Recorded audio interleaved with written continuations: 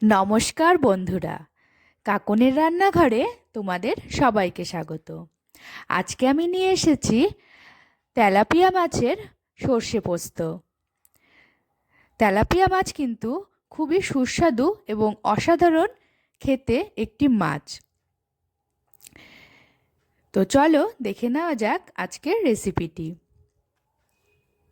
আমি এখানে মাছগুলোকে ভালো করে ধুয়ে কেটে লবণ হলুদ দিয়ে 10 মিনিটের মতো ম্যারিনেট করে রেখে দিয়েছি। এবার কড়াইয়ের মধ্যে তেল দিয়ে তেলটাকে ভালো করে গরম করে নেব।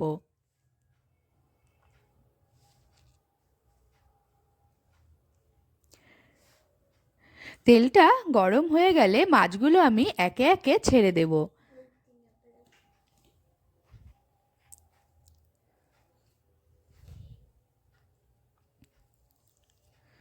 মাছগুলো হালকা করে ভেজে নেব। মাছ খুব বেশি কড়া করে ভাজার প্রয়োজন নেই, বেশি কড়া ভাজলে মাছের স্বাদ কিন্তু নষ্ট হয়ে যায়। তবে সেটা আপনারা আপনাদের ইচ্ছে মতো মাছগুলো ভেজে নেবেন। কেউ যদি কড়া মাছ ভাজা খেতে চান তবে সেটাই করবেন, তবে আমার মতে মাছ হালকা ভাজাটাই বেশি ভালো লাগে। এবার মিক্সারের জারের মধ্যে আমি 1 টেবিল চামচ সাদা সর্ষে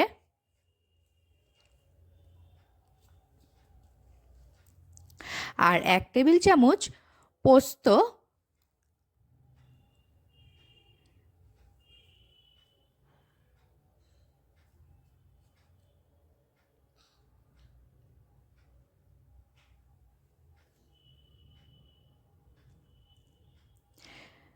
দিয়ে দিলাম।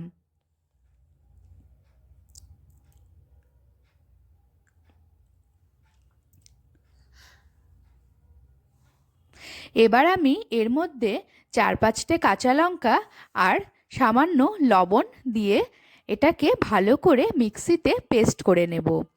এখানে তোমরা যদি সর্ষের মধ্যে লবণ আর কাঁচা লঙ্কা দিয়ে পেস্ট করো তবে সর্ষেটা কিন্তু কখনোই তেতো হয় না। তাই তোমরা সব সময় লবণ আর কাঁচা লঙ্কা দিয়েই সর্ষেটা বাটার চেষ্টা করবে। এবার তেলের মধ্যে সাদা জিরে আর কাঁচা লঙ্কা ফোড়ন দেব। ফোড়ন দেওয়া হয়ে গেলে পেস্টটা আমি ঢেলে দিলাম।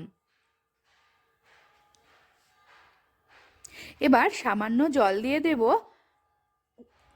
আর দেব পরিমাণ মতো লবণ আর হলুদ। এবার একে একে মাছগুলো ছেড়ে দেব।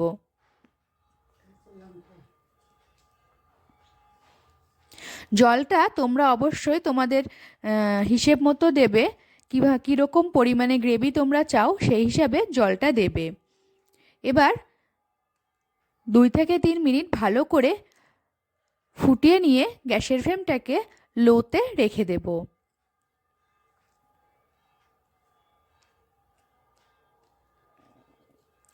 এবার 5 থেকে 7 মিনিট মাছটাকে ফুটতে দেব লো ফ্লেমে।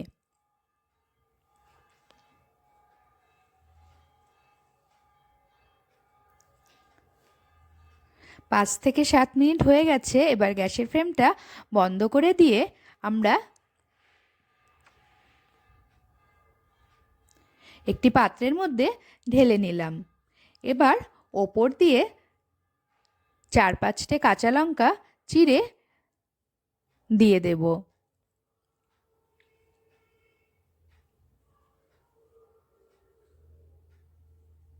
খুবই সহজ এবং সাধারণ একটি রেসিপি, আশা করছি তোমাদের সবার খুবই ভালো লাগবে।